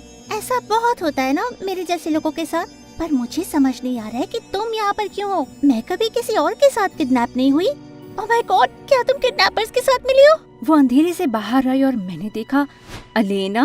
वो मैं हूँ। और ये बताओ तुम कौन हो? मैं जेना हूँ। जेना, तुम जानी पहचानी लगती हो, पर मैं तुमसे किसी पार्टी या बॉल में तो नहीं मिली थी। हम एक जैसे दिखते हैं। बड़ा, मैं तो कभी नहीं निकलूंगी ऐसे बाल बना के घर से, और इतना घटिया सा आउटफिट तो मैं कभी ना पहनूं। घटिया? ये तुम्हारे कपड़े हैं। ओह माय गॉड, वो तो है। तुम मेरे कपड़े चुरा रही हो क्या? नहीं, मेरा मतलब थोड़ा सा। क्या तुम किडनैपर्स के साथ मिली हुई हो? नहीं, स्टेफान को लगा मैं तुम हूँ। यकीन नहीं होता उसने मुझे तुमसे कंफ्यूज किया। कितना बेवकूफ है। मुझे गुस्सा आने लगा था। ये लड़की कितनी बदतमीज थी। हमारे पास अभी बड़ी प्रॉब्लम है। तुम होती होगी आए दिन किडनैप, लेकिन मैं पहली बार हुई हूँ। मैं यहाँ से भागूंगी, चाहे तुम आओ या ना आओ। तो बताओ, तुम साथ दोगी? काफी देर तक एलेना मुझे घूरती रही। ठीक है, सिर्फ अगर मुझे स्टेफान पे चिल्लाने मिले। हम दोनों ने बैठकर एक प्लान बनाया। हर 2 घंटे में किडनैपर हमें चेक करने आएंगे। उन्हें दरवाजा खोलना पड़ेगा, इसका मतलब हम भाग सकते हैं। ऐसा करते हैं, मैं बीमार होने का नाटक करूंगी ताकि वो अंदर तक आए और तुम उन पर हमला करना। मैं एक्ट्रेस हूँ, तुम उन्हें मारना। फाइन, ठीक है। फिर क्या? हमें किसी को अपना पता देना होगा। और वो कैसे करेंगे हम? एक फोन चुराना पड़ेगा। अचानक हमारी प्लानिंग रुक गई जब हमें दरवाजे के बाहर कुछ आवाजें सुनाई दी। हम दरवाजे के पास सुनने गए। क्या कह रहे हैं वो? उन्हें पता नहीं है कि हम दोनों में से फेमस कौन है, इसीलिए उन्होंने हम दोनों को किडनैप कर लिया। हमारे पास अब ज्यादा समय नहीं है। एक बार वो पता कर लेंगे कि असली एलेना कौन है तो पता नहीं वो क्या करेंगे। प्रोबेबली सोच रहे होंगे कि वो इतनी डम्प कैसे हो सकते हैं कि उन्होंने तुमको मुझसे कंफ्यूज किया। मुझे बुरा लगता है, पता है। ओह सॉरी, मेरी लोगों से बनती नहीं है। ज्यादातर लोग या तो मेरा पैसा चाहते हैं या मेरे साथ फोटो। सिवाय मेरे बॉडीगार्ड के कोई मुझसे बात नहीं करता। ये तो काफी बुरा है। I am sorry. मैंने एलेना को गले लगाया और उसकी आंखें भर आईं। जानती हो, मुझे ज्यादा अच्छा लगता था जब हमारे पास पैसा नहीं था। सच में? हाँ, मेरे पापा मेरी परवाह नहीं करते, इसलिए तो मैं बार बार खुद को किडनैप होने देती हूँ। मेरे डैड तो सारा टाइम काम या मेरी मॉम से झगड़ा करते हैं। मुझे नहीं लगता ये सेम है। वो तुमसे प्यार करते हैं ना? हाँ। मेरे डैड को तो मेरा बर्थडे भी याद नहीं है। एलेना बहुत दुखी लग रही थी और मुझे भी बुरा लगा कि मैंने पहले अपने पेरेंट्स का कॉल नहीं उठाया था। मैं जानती थी कि एलेना अपने डैड के कॉल के लिए कुछ भी करेगी। अचानक हमें हॉलवे में फुटस्टेप सुनाई दिए। जल्दी, कोई आ रहा है। मैं दरवाजे के पीछे खड़ी हो गई और एलेना दूर कोने में जाके बैठ गई। वो रोने लगी और बीमार होने का नाटक करने लगी। लग रहा था किसी मूवी का सीन है वो। एक किडनैपर कमरे के अंदर आया, परेशान लग रहा था। जब वो एलेना की तरफ गया तो मैंने पीछे से उसके सर पे हमला कर दिया। वो तुरंत बेहोश हो गया। मैंने उसकी जैकेट में से उसका फोन निकाल लिया। मिल गया। हमने 911 को कॉल किया और फिर एलेना और मैं चुपचाप सीढ़ियाँ चढ़कर बेसमेंट से बाहर गए। हमने जूते उतार लिए ताकि जरा भी आवाज ना हो और एक खर्राटे मारते हुए किडनैपर के सामने से निकले। हम दरवाजे तक पहुँच ही गए थे कि अचानक कोई चिल्लाया, हे, वो भाग रही है। उनमें से एक ने आकर हमारा रास्ता रोक लिया और हमें पकड़ने के लिए आगे बढ़ा। एलेना और मैं उल्टी दिशा में भागे। हम डाइनिंग रूम की तरफ भागे और मुझे जो मिला मैं उसकी तरफ फेंकने लगी। एक कांटा, एक नैपकिन, एक फ्राइंग पैन। अपना जूता फेंको। ये डिजाइनर जूते हैं। जूते से ज्यादा तुम इम्पोर्टेंट हो। मैंने डाइनिंग टेबल से एक प्लेट उठाई और किडनैपर की तरफ फेंक दी। वो उसके सर पे लगी और वो बेहोश हो गया। जाओ जाओ जाओ। एलेना दरवाजे की तरफ भागी, आजादी की तरफ। यस! इतनी जल्दी नहीं लड़की। आखिरी किडनैपर ने मुझे बाजू से पकड़ लिया। मुझे पीछे ले जाने लगा और मैं निकल नहीं पाई। दर्द होता है। तुम मेरे साथ आओगी। रैंसम लेके रहूंगा, चाहे कुछ भी हो जाए। जेना! एलेना दरवाजे के पास खड़ी थी, डर से जमी हुई। अभी तक भागी क्यों नहीं थी वो?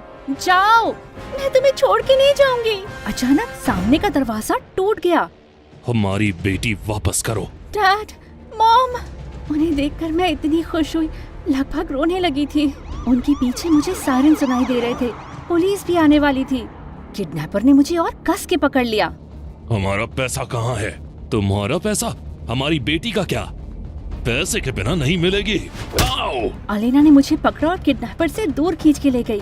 चलो जेना, यहाँ से भागे। तुमने जूता फेंक दिया। और क्या करती? तुम जूतों से ज्यादा कीमती हो। पुलिस, हाथ ऊपर।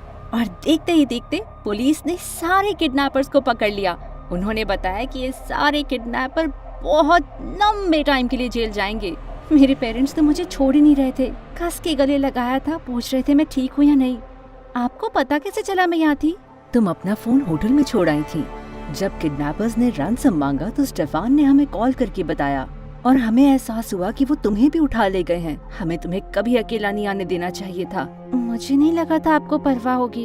हम तुम्हें बहुत प्यार करते हैं जैना। शायद ठीक से जता नहीं पाते, पर आखिरकार तुम हमारी बेटी हो। हमारे पास बहुत पैसा नहीं है, पर तुम्हारे लिए कुछ भी करेंगे। मैं भी आपसे प्यार करती हूँ। चलो घर चले। मैं अपने पेरेंट्स को देखकर मुस्कुराई, पर मैंने नोटिस किया कि एलेना बहुत दुखी लग रही थी। उसके माँ बाप नहीं आए थे, बस स्टेफान को भेज दिया उन्होंने। क्या तुम ठीक रहोगी? मैं ठीक रहूंगी, बस काश मेरी फैमिली भी तुम्हारी जैसी मेरी चिंता करती। जानती हो, दोस्त भी फैमिली बन सकते हैं। हम दोनों मुस्कुराए। मैंने आगे बढ़कर एलेना का हाथ पकड़ा। मुझे पेंसिल्वेनिया में मिलने आओगी? पेंसिल्वेनिया? मैं जरूर आऊंगी।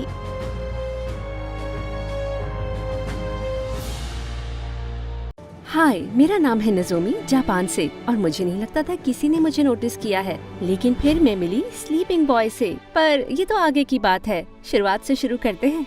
लाइक और सब्सक्राइब करें, आप रिग्रेट नहीं करोगे। बचपन में मुझे नोटिस करने वाली सिर्फ मेरी बड़ी बहन थी अकारी। मेरी माँ काम के लिए इतना ट्रैवल करती थी कि मैं अकारी को ही अपनी मम्मी कहती थी, क्योंकि मैं बहुत छोटी थी ये समझने के लिए। मेरी बहन मुझे स्कूल ड्रॉप करती थी और मैं वहाँ चुपचाप बैठती थी, किसी से बात नहीं करती थी जब तक वो मुझे पिकअप ना करे। और फिर मैं पूरे रास्ते भर बकबक करती थी, पर वो माइंड नहीं करती थी। उसे मेरे साथ बातें करना, मेरे साथ खेलना अच्छा लगता था। कभी कभी अपनी डॉल जैसे सजाती थी। मम्मी का मेकअप यूज करके मुझे मेकओवर भी देती थी, या फिर मुझे मॉन्स्टर का गेटअप देती और मैं उसे घर में चेज करती। मैं तुम्हारा सर खा जाऊंगी। मेरा सर? हाँ, ये तो केक जैसा टेस्टी है। तुम सच में एक छोटी सी मॉन्स्टर हो। जब हम बड़े हुए तो मेरी मॉम काम के लिए दूसरे देश चली गई। उन्होंने हमें साथ आने के लिए कहा, पर हमने यहीं रहने का सोचा। अकारी यूनिवर्सिटी से ग्रेजुएट कर चुकी थी और उसके पास अब जॉब था, तो हम अब ज्यादा समय नहीं बिता पाते थे। पर हर फ्राइडे मैं उसका स्कूल के पास के ट्रेन स्टेशन में इंतजार करती जब वो काम से छूटे, और फिर हम पूरा वीकेंड साथ बिताते थे। और हम बड़े भले ही हो गए हों, लेकिन हमारे बीच कुछ बदला नहीं। बस अब हम ड्रेसअप करना प्ले नहीं करते थे, अब हम सच में ड्रेसअप करते थे। कभी डिनर पे जाते, कभी आर्केड में गेम्स खेलते, ऐसे ही घूमते। हमारी लाइफ बहुत अच्छी थी, पर एक ही प्रॉब्लम थी, लोगों से बात करने में मैं अब भी शर्माती थी, खासकर लड़कों से।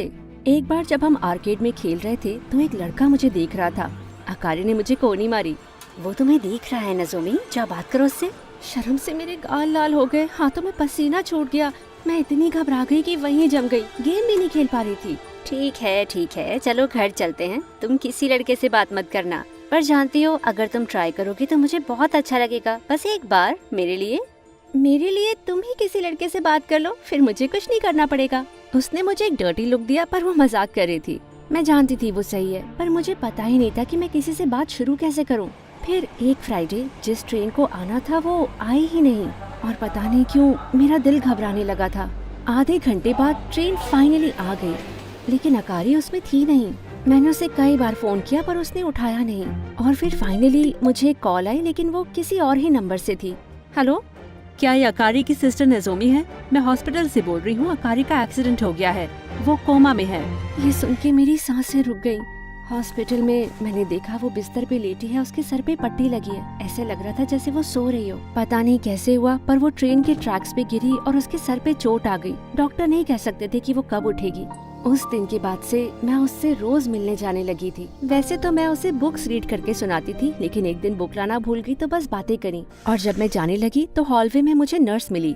अगर तुम्हारे पास समय हो तो थोड़ी बात इससे भी कर लो, तुम्हारी बहन के जैसे ये भी कोमा में है, शायद ये भी उसके साथ उसी एक्सीडेंट में था।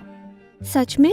हाँ शायद, लेकिन हम जानते नहीं ये कौन है। जब ये आया तो उसके पास कोई आईडी नहीं थी, उससे मिलने वाला कोई नहीं था। मुझे बहुत बुरा लगा। अगर मेरी बहन भी यहाँ पर अकेली पड़ी होती, उससे बात करने वाला कोई नहीं होता तो। ये सोचते हुए मैं उसके कमरे में गई। वो मुझसे कुछ ही साल बड़ा लगता था। मैं उसके बेड के पास जाकर बैठी और पता नहीं कैसे मैं उससे ऐसे ही बात करने लगी जैसे मैं अकारी से करती थी। आधे घंटे बाद मेरे पास बात करने के लिए कुछ बचा नहीं, और तभी मुझे एहसास हुआ, जानते हो मैंने इससे पहले कभी किसी लड़के से बात नहीं करी। तुम बहुत अच्छे लिसनर हो। उस दिन के बाद से मैं हॉस्पिटल में 2 किताबें लेके आने लगी, एक अपनी बहन के लिए और एक बेनाम लड़के के लिए। कुछ दिन तक ये सब करने के बाद पता नहीं कुछ तो अजीब सा हुआ। हर रात को घर लौटकर मैं उसके बारे में सोचती। मुझे सपने भी आते कि हम बातें कर रहे हैं और हमें प्यार हो गया है। मैं जानती थी ये बहुत स्टूपिड है, किसी को जाने बिना ही उससे प्यार करना। और अगले दिन जब मैं उसके पास गई तो मैंने ये ख्याल दूर रखने की कोशिश की, पर पता नहीं क्यों मेरे दिमाग से ये सोच निकल नहीं रही थी। शायद ये पहली नजर का प्यार हो। उस रात मैंने सोचा ये बुक हॉस्पिटल की अलमारी में ही रख देती हूँ ताकि अगले दिन लाना ना भूलूं। लेकिन जब अलमारी खोली तो मुझे अंदर एक लेदर की स्केच बुक दिखाई दी। मैंने खोल के देखा, उसमें ट्रेन स्टेशन के लोगों की ड्राइंग्स बनी हुई थी। हर पेज पर अलग इंसान की ड्राइंग थी। मैं देखती रही और फिर मुझे मिली मेरी बहन। मुझे यकीन नहीं हो रहा था। तब मुझे एहसास हुआ कि नर्स सही थी। उन दोनों का एक साथ एक्सीडेंट हुआ था, और इससे मुझे एक बहुत अच्छा आइडिया आया। अगर मैं ये पता कर पाऊँ कि क्या हुआ था तो इसकी पहचान पता लग जाएगी। मैं उसकी ड्राइंग्स वाले ट्रेन स्टेशन पर गई। ये वही था जहाँ काम के बाद अकारी मुझसे हर फ्राइडे मिला करती थी। मैंने एक औरत को ट्रेन का वेट करते देखा। एक्सक्यूज मी, कुछ हफ्ते पहले जो यहाँ एक्सीडेंट हुआ, आपको उसके बारे में पता है? हाँ, मैं यही थी। उस दिन ट्रेन जब आ रही थी तो एक लड़की गिर गई थी और उसके सर पे चोट आ गई थी। वो मर ही जाती, लेकिन फिर एक लड़की ने कूदकर उसे उठा लिया। लेकिन जब वो खुद उठ रहा था तो ट्रेन आकर उसकी पीठ पे टक्कर लगी और वो भी नीचे गिर गया। वाह, इतने समय से मैं जिस लड़के को कहानियाँ सुना रही थी उसने मेरी बहन की जान बचाई थी। शायद मेरी उसके लिए ये फीलिंग्स होना इतना स्टूपिड नहीं था, शायद ये किस्मत थी। फिर उस औरत ने एक बूढ़ी महिला की तरफ इशारा किया। ये जो बूढ़ी महिला है, मुझे लगता है ये उस लड़के की दादी हैं। ये रोज यहाँ पर आके उसका वेट करती हैं। हमने इन्हें कई बार बताया वो हॉस्पिटल में है, लेकिन इन्हें याद नहीं रहता। उन्हें ऐसे वेट करते देख मुझे बहुत बुरा लगा। मैं उन्हें बताना चाहती थी कि क्या हुआ। एक्सक्यूज मी मैम, क्या आप अपने पोते का वेट कर रही हैं? हाँ, वो कभी लेट नहीं होता, पता नहीं क्या हो गया है। फिर मैंने सोचा अगर इन्हें कुछ याद नहीं है तो उन्हें ये बताना कि उनका पोता कोमा में है और शायद कभी ना उठेगा एक अच्छा आइडिया नहीं होगा। लेकिन उन्हें यहाँ मैं अकेला नहीं छोड़ सकती थी उसके इंतजार में। उनके पास एक छड़ी थी और वो बहुत कमजोर थी। मुझे यकीन है वो जल्दी घर आ जाएगा। क्या मैं आपको घर छोड़ दूँ? घर जाते वक्त उन्होंने मुझे बताया कि उनका पोता कितना अच्छा है और उनका कितना ध्यान रखता है। उसका नाम केंजी है। वो हमेशा ड्राइंग करता है, मेरा ख्याल रखता है। उनकी कही हर बात को सुनकर मेरे दिल में उसके लिए प्यार बढ़ता जा रहा था। पर फिर मुझे एहसास हुआ, अरे नहीं, बिना उसके इनका ख्याल रखने वाला कोई नहीं था। उन्हें घर छोड़ने के बाद मैं मार्केट गई और बहुत सारा खाने का सामान लेकर आई। फिर हमने साथ कुक किया और उन्होंने मुझे और कहानियाँ बताईं। मैं उसे हमेशा कहती हूँ एक लड़की से मिले, अपनी जिंदगी बनाए, लेकिन वो कहता है लड़कियों के लिए उसके पास टाइम नहीं है। वो कहता है ये उसके काम की वजह से है, पर मैं जानती हूँ वो मेरा ख्याल रखता है इसीलिए। पर एक लड़की है जिसे वो पसंद करता है, हमेशा उसकी ड्राइंग बनाता है, देखो। उन्होंने मुझे उसकी ड्राइंग्स दिखाई। मैंने सारी देखी और वो सारी अकारी की थी ट्रेन स्टेशन पर वेट करते हुए। मुझे यकीन नहीं हो रहा था उसे मेरी बहन से प्यार था। मेरे दिल के लाखों टुकड़े हो गए। मेरा उसके लिए प्यार सब बेकार हो गया। और उससे भी बुरा, अगर वो दोनों उठे तो शायद वो दोनों एक साथ हो जाएंगे और मुझे देखना पड़ेगा। फिर भी मैं उसकी दादी को बिना किसी सहारे के अकेला नहीं छोड़ सकती थी। तो फिर हर रोज मैं ट्रेन लेकर उन्हें स्टेशन पर वेट करता पाती और हर रोज हम साथ खाना पकाते और वो मुझे उसके बारे में अच्छी स्टोरीज बताती। मुझे मुस्कुराना पड़ता पर मैं रोना चाहती थी। और हर रात उससे मिलने के बाद मैं बिल्कुल यही करती थी। ट्रेन में जाते वक्त रोती थी, घर जाते वक्त रोती थी और बेड पे भी। और हर सुबह मैं उठकर हॉस्पिटल जाती, अपनी बहन को कहानियाँ सुनाती, फिर केंजी को। और फिर एक दिन मैंने पढ़ना बंद करा और बस बातें करी। जानते हो केंजी, तुम अब भी इकलौते लड़के हो जिससे मैंने बात करी है। और सच कहूँ तो इकलौता लड़का जिससे प्यार हुआ है। जब तुम उठोगे तो सब कुछ बदल चुका होगा। तुम्हारे साथ समय बिताना मिस करूंगी, पर उम्मीद है हम दोस्त बन पाए। एक रात जब मैं सो रही थी तो एक फोन कॉल आया। हेलो, बहुत अच्छी खबर है, तुम्हारी बहन कोमा से उठ गई है और उसकी तबीयत अच्छी है। मैं भागकर हॉस्पिटल पहुंची और देखा वो बैठकर पुडिंग खा रही है। मुझे देखकर वो जोर से मुस्कुराई। मैंने उसे इतनी कस के गले लगाया कि उसने छोड़ने को कहा। जाने से पहले मैंने नर्स से पूछा, क्या मैं केंजी से मिलने वापस आ सकती हूँ? माफ करना, पर परिवार के अलावा हम किसी को ऊपर नहीं जाने देते। मुझे तुम्हें उससे मिलने ही नहीं देना चाहिए था, पर मुझे उसके लिए बुरा लग रहा था। ओह अच्छा, क्या मैं गुड बाय कह सकती हूँ? उसने मुझे केंजी के रूम में जाने दिया। जब तुम उठोगे तो मैं तुम्हें अपनी बहन से जरूर मिलवाऊंगी। और हाँ, फिक्र मत करो, तब तक मैं तुम्हारी दादी का ख्याल भी रखूंगी। Goodbye sleeping boy. मैंने अकारी से पूछा अगर उसे कुछ याद है तो, पर उसे नहीं था। मैंने सुना एक लड़की ने तुम्हारी जान बचाई थी।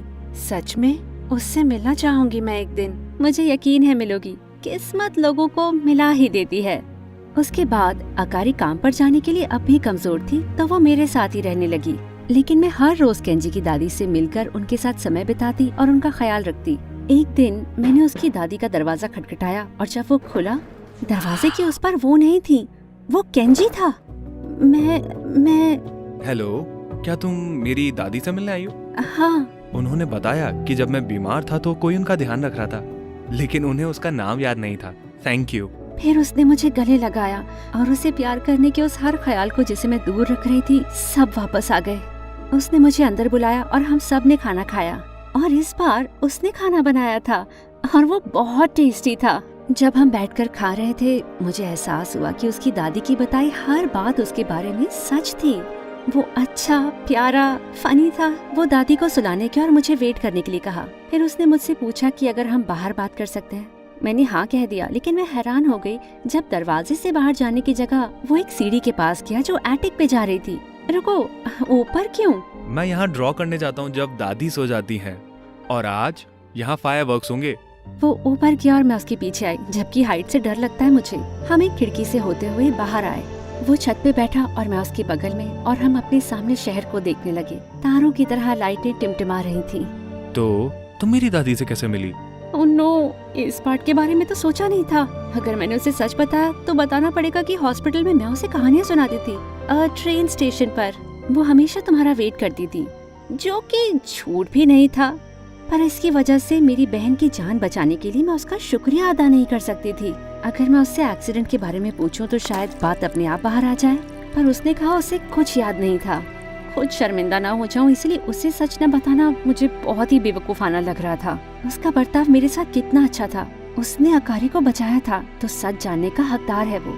तो ठीक है, भले ही मेरी बेइज्जती हो जाए या मैं स्टूपिड भी महसूस करूं, मैं उसे सच बताऊंगी। लेकिन मेरे कहने के पहले वो बोला, मुझे थोड़ा थोड़ा याद है, एक लड़की थी, शायद वो गिर गई थी, मुझे प्यार था। मैं जानती हूँ। जानती हो? तुम कैसे जानती हो? मैंने तुम्हारी बनाई उसकी ड्राइंग देखी, तुम्हारी दादी ने दिखाया मुझे। तुम्हें उससे प्यार था ना, इसीलिए कूदकर तुमने उसकी जान बचाई। एक्चुअली नहीं, मैं उसकी बहन को प्यार करता था। मेरी सांसें रुक गईं। क्या उसने वही कहा जो मैंने सोचा उसने कहा? उसने जमीन की तरफ देखा और कहा, हर फ्राइडे ड्राइंग वाली लड़की और मैं एक ही ट्रेन में चढ़ते थे। कभी कभी हम बातें करते थे। उसने कहा वो अपनी बहन से मिल रही है और उसके बारे में बताया कि वो कैसी है, कि वो कूल और फनी है। जब वो उतरती तो उसकी बहन उससे मिलती और शायद पहली नज़र में प्यार हो गया, जैसे हम एक दूसरे के लिए बने हो। सॉरी, मेरी बात स्टूपिड लग रही होगी। अच्छा हुआ वो मेरी तरफ देख नहीं रहा था, वरना मेरी आंखों में खुशी को वो देख लेता। तो तुम जिस लड़की को पसंद करते हो उसकी ड्राइंग क्यों नहीं बनाई? मैंने हर रोज उसे बस कुछ सेकंड्स के लिए देखा था, लेकिन मैं हमेशा ट्राई करता था। फिर उसने मुझे अपनी ड्राइंग की बुक दिखाई और सबसे पीछे की पेजेस में आधी अधूरी ड्राइंग्स थी किसी लड़की की। पूरी पिक्चर नहीं थी क्योंकि उसने याद से बनाया था, उसने देखा नहीं था। वो मेरी ड्राइंग्स थी, मुझे यकीन नहीं हो रहा था। एक्सीडेंट के बाद से मुझे उनकी शक्लें याद नहीं है। आज मैं स्टेशन गया था पर मुझे कोई नहीं दिखा जो वो या उसकी बहन हो सकती हो। शायद अब मैं उसे कभी नहीं मिल पाऊंगा। एक्चुअली वो तुम्हारे सामने ही बैठी हुई है। वो मेरी तरफ मुड़ा कंफ्यूजन में, और फिर उसकी आंखों में चमक आई और उसने मुझे पहचान लिया। लेकिन कैसे? मैं समझा नहीं। मैंने अपना हाथ उसके हाथ में रखा और उसे किस किया, और तभी आसमान में पटाखे फूटने लगे।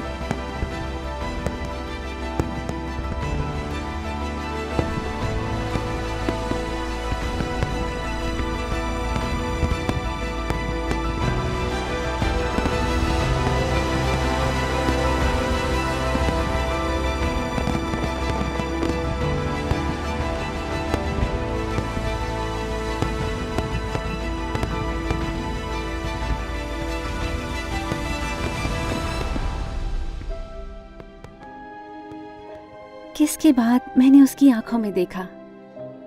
ये थोड़ा कॉम्प्लिकेटेड है, बस मान लो कि मैंने तुम्हारा ख्याल रखा।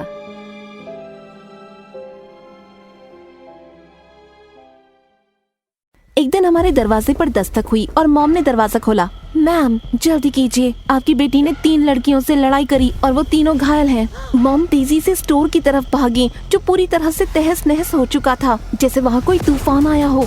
मैगी, मैगी कहाँ हो तुम? तभी उन्होंने देखा कि 3 हट्टे कट्टे आदमियों ने एक टीनेज लड़की को पकड़ा है जो चीख चिल्ला रही थी। वो उसे शांत करना चाह रहे थे पर वो हो नहीं रही थी। अपनी मॉम को देखकर वो सीधा जाकर उनके गले लग गई। मैम, इसने 3 लड़कियों पर हमला किया है जो शायद इसकी क्लासमेट्स हैं। एक को इतनी ज्यादा चोट आई है कि वो हॉस्पिटल में गंभीर हालत में है।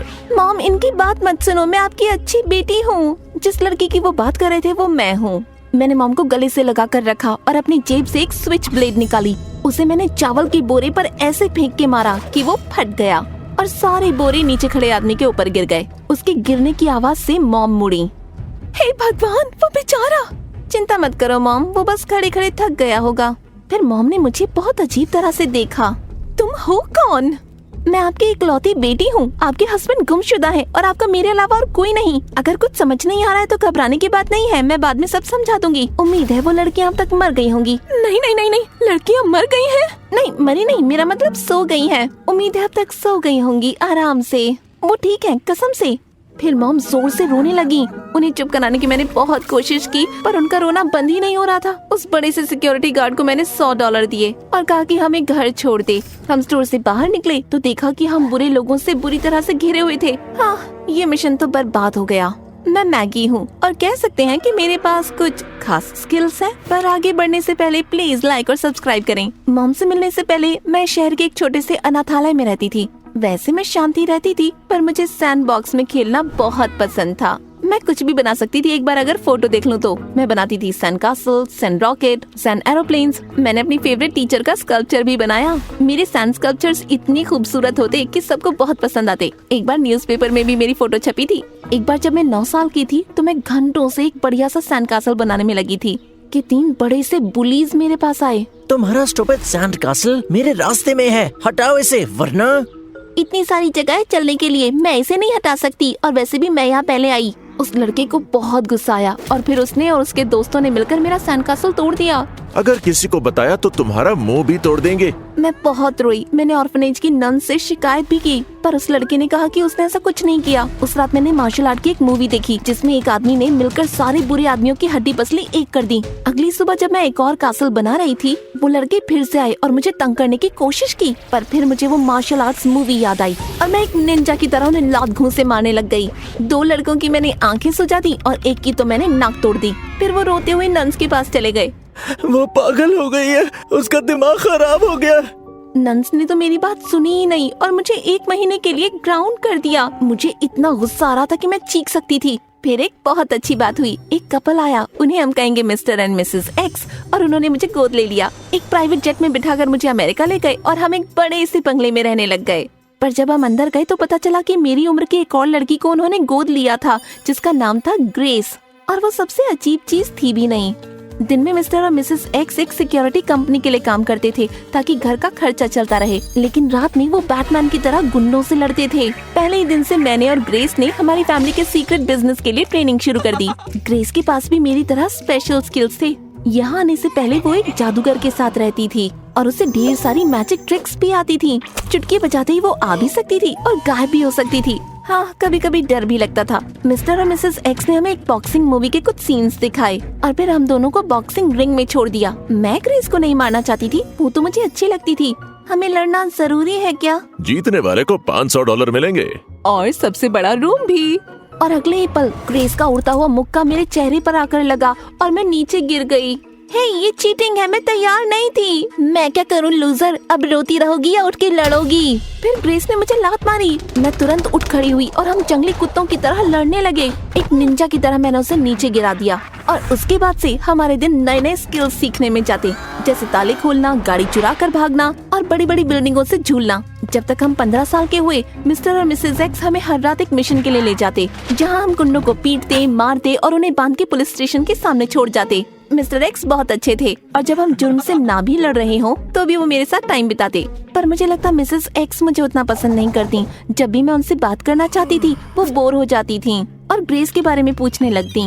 देर रात मिसेस एक्स और ग्रेस एक खास मिशन के लिए निकलते थे, लेकिन कभी भी मुझे वो अपने साथ नहीं ले जाते थे। सॉरी मैगी, तीसरे की जगह नहीं है। इससे मुझे बहुत अकेला फील होता। मैं दुखी भी होती, लेकिन तब मुझे मिला मेरा बेस्ट फ्रेंड एशर। वो बाजू के घर में रहता था और हमेशा मेरे चेहरे पर मुस्कान ले आता था। हम साथ में वीडियो गेम्स खेलते, MSA वीडियोस देखते और साथ में पेपर मॉडल बनाते। एक बार एशर को लगभग मेरा सीक्रेट पता चल गया। तुम्हारी घड़ी ऐसे क्यों बज रही है? मैगेट, जल्द से जल्द वापस आओ, कुछ बुरे लोग। ओह, क्या वो ग्रेस थी? वो ठीक तो है? फिक्र मत करो, हम लोग आपस में कभी कभी गेम खेलते हैं। एक्चुअली मुझे जाना होगा, बाय। मैं एशर को पसंद करती थी, वो बहुत अच्छा दोस्त था, पर हर बार उससे झूठ बोलना मुझे अच्छा नहीं लगता था। ग्रेस जानती थी मुझे उस पर क्रश है। जब देखो उसे परेशान करती रहती थी। एक बार एशर मुझे मिलने आया तो उसने बीमार होने का नाटक किया। ओह नो, मेरी तबीयत खराब है। एशर भागा उसकी मदद करने। क्या हुआ? मैं कुछ मदद कर सकता हूँ? फिर उसने वाटर गन निकाली, उसके मुंह पर पानी मारा और उसे धक्का देकर बाहर निकाल दिया। बेवकूफ।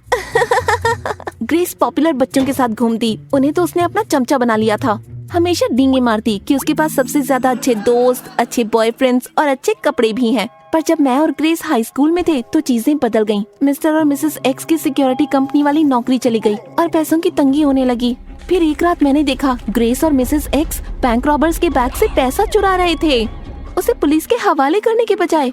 कुछ घंटों के बाद ही गुमे हुए पैसों की खबर न्यूज में आने लगी। मैंने मिस्टर एक्स को इसके बारे में बताया और इससे उन दोनों के बीच बहुत बड़ी लड़ाई हुई। हम अच्छे लोग हैं, तुम्हें पैसा वापस करना होगा। किसी को हम पे शक नहीं होगा। और मुझे नए जूते चाहिए, अपना हुलिया भी थोड़ा बदलना है, हमारे गैजेट भी पुराने हो गए हैं। चोरी करना बुरी बात है, बुरा तो तुम्हारा चेहरा भी है। अगर तुमने वापस नहीं दिया तो मैं दे दूंगा। मिसेस एक्स ने पैसा लौटाने की कसम खाई, लेकिन अगले ही दिन मुझे धड़ाम करके तेज आवाज आई और पुलिस हमारे घर में घुस गई। मिसेस एक्स चली गई थी, वो अपने साथ सारा पैसा भी ले गई और हमारे अकाउंट्स भी खाली कर गई थी। पुलिस ने बताया कि मिसेस एक्स सालों से गुंडों और बैंक से पैसा चुराती आ रही हैं और इसका इल्जाम मिस्टर एक्स पर लगाया था। मिस्टर एक्स और मेरा दिल टूट गया, पर ऐसा लग रहा था कि ग्रेस को पहले से सब कुछ पता था। पता ही होगा, बाद में मैंने ग्रेस से बात करनी चाहिए। मैं जानती हूँ तुम्हें सब पता है मिसेस एक्स, और तुमने अपने सीक्रेट मिशंस के बारे में हमेशा झूठ बोला ना। क्यों किया तुम लोगों ने ऐसा? क्योंकि हम दोनों अपने लिए अच्छी जिंदगी चाहते थे, तुम दोनों से दूर। हमने बड़े बड़े सपने देखे थे, लेकिन सब बिगड़ गया और मैं फंस गई हूँ तुम्हारे साथ। पर मैं जानती हूँ वो मेरे लिए वापस आएंगी, क्योंकि वो मुझसे प्यार करती हैं। तुम्हारी उन्हें कोई परवाह नहीं। पर काफी समय बीत गया, मिसेस एक्स कभी वापस नहीं आई, न ही हमारे किसी कॉल या मैसेज का जवाब दिया। और ग्रेस दिन ब दिन चिड़चिड़ी होती चली गई। मैंने और एशर ने उसे खुश करना चाहा। एक सुबह हमने उसके फेवरेट चॉकलेट वॉफल बनाए। देखो ग्रेस, तुम्हारी फेवरेट चीज बनाई है। क्या तुम और तुम्हारा स्टूपिड दोस्त मुझे जहर देने की कोशिश कर रहे हो, दगाबाज कहीं के? ग्रेस ने वॉफल मेरे मुंह पर फेंका और एशर के सर पर ऑरेंज जूस गिराया। मेरी आंखें! फिर ग्रेस ने मुझे चॉकलेट सिरप में डुबाने की कोशिश की, पर डैड ने उसे रोक लिया। शुक्र है एशर को ज्यादा चोट नहीं आई और ग्रेस को 1 महीने की सजा मिली। जब ग्रेस और मैं 17 साल के हुए तो मिस्टर एक्स को एक अमीर औरत से प्यार हो गया। उनका नाम था मिस चेरी, और अमीर से मतलब है बेहद अमीर। उनके पास 3 बड़े बंगले थे, चैरिटी में लाखों रुपए देती और उनके नाम पर एक हॉस्पिटल भी बना हुआ था। ग्रेस को मिस चेरी से नफरत थी। वो उनके मुंह पर दरवाजा बंद करती, उन्हें गुस्से से घूरती और उनसे बात भी नहीं करती। मुझे मिस चेरी बहुत अच्छी लगती थी। इतनी अमीर होने के बाद भी उनमें जरा भी घमंड नहीं था। वो बहुत प्यारी थी। हम घंटों बात करते। उन्हें होमवर्क में मेरी मदद करना भी पसंद था। उन्होंने मुझे पियानो बजाना भी सिखाया। पहली बार मुझे लगने लगा कि मेरी भी एक माँ है। जल्दी मिस चेरी और मिस्टर एक्स की शादी हो गई। एक जॉब इंटरव्यू के लिए मिस्टर एक्स को शहर से बाहर जाना पड़ा, और जब वो बाहर गए ग्रेस का बर्ताव बहुत ही अजीब हो गया। वो आधी रात को घर से बाहर निकलती और पूछो कि कहाँ जा रही है तो वो मुझ पर गुस्सा करती। अपने काम से काम रखो लूजर। एक रात मिस चेरी खाना बना रही थी कि उनके हाथ से पानी का ग्लास गिरा। फिर उसी पानी से वो फिसल गईं और उनके सर पर चोट लगी। मैंने भागकर उनकी मदद करी। शुक्र है उन्हें जल्दी होश आ गया, लेकिन फिर वो घबराने लगी। वो भूल गई थी कि वो कहाँ है और मैं कौन हूँ, बल्कि उन्हें तो अपना नाम भी याद नहीं था। मैंने उन्हें बताया कि मैं उनकी बेटी हूँ, मैगी। मैंने उन्हें आराम करने के लिए कहा और उनके सर दर्द के लिए दुकान से दवा लेने गई। मैं दुकान में घुसी ही थी कि मुझे फोन पर अलर्ट आया। ये मिस्टर एक्स का एक मैसेज था। मैगी सुनो, मेरे पास ज्यादा समय नहीं, मिस चेरी खतरे में है। मिसेस एक्स और ग्रेस उनका पैसा चुराने की कोशिश करेंगे, तुम्हें उनकी रक्षा करनी होगी। वीडियो कट गया था और मैंने मुड़कर देखा कि ग्रेस अपने चमचों के साथ वहाँ पर आ गई थी। हार मान लो मैगी, हमसे नहीं जीत पाओगी। लड़ने का कोई फायदा नहीं। मिसेस एक्स और मैं मिस चेरी का सारा पैसा ले ही लेंगे। पहले मेरा सामना करना होगा। ग्रेस और उसकी चमचियाँ मेरी तरफ बढ़ी, ब्रेड स्टिक्स को तलवार की तरह पकड़े हुए। स्टोर की सारी आइल्स पर हम लड़े। सामान टूटा फूटा, खाना इधर उधर बिखर गया। हमारी लड़ाई खत्म होते होते स्टोर भी बर्बाद हो गया। तभी 2 सिक्योरिटी गार्ड्स ने मुझे पकड़कर ग्रेस और उसकी चमचियों से अलग कर दिया। अचानक से मिस चेरी भी वहाँ पर आ गयी। मैगी, मैगी कहाँ हो तुम? तो यहीं से हमारी शुरुआत हुई थी। मिस चेरी ने मुझे और आसपास की तबाही को देखा तो वो बहुत कंफ्यूज और दुखी हो गयी। मैं उन्हें घर ले जाना चाह रही थी, पर अब हम घिर गए थे बुरे लोगों से, ग्रेस और उसकी शैतान चमचियाँ। हाँ, अब उसने अपनी और चमचियों को वहाँ बुला लिया था। ग्रेस के सर पर बड़ा सा घाव था, उसके बालों में कचरा था। वो गुस्से से पागल हो रही थी। मॉम मतलब मिस चेरी ने उन लड़कियों को एक नजर देखा और मुझ पर चिल्लाई, मैगी तुम बहुत बुरी हो, ये क्या किया तुमने, माफी मांगो उनसे। फिर बड़े से सिक्योरिटी गार्ड ने अपना मास्क हटाया और वो भेस बदली हुई मिसेस एक्स थी। मिस चेरी को हमारे हवाले करो। बस कुछ ही घंटों की तो बात है। एक बार वो अपनी जायदाद हमारे नाम कर दें, फिर हम उन्हें वापस कर देंगे। फिर तुम लोग रहना एक सुखी परिवार की तरह। बेचारी मिस चेरी को मैं ग्रेस और मिसेस एक्स को दे दूं? ऐसा हो ही नहीं सकता। तो अब बस एक ही रास्ता बचा था, भागो। मैं हवा में कूदी, उनके सर के ऊपर से निकली और एक ठेले पर से ढेर सारी एप्पल पाई उठाई और उन्हें एक एक करके सुपरसोनिक स्पीड से मैंने ग्रेस, मिसेस एक्स और उनकी चमचियों के ऊपर दे मारा। चक्कर खा के वो नीचे गिर गए। मैंने मिस चेरी को पकड़ा और एक अजनबी की कार में बिठाकर उन्हें सीधा घर ले गई।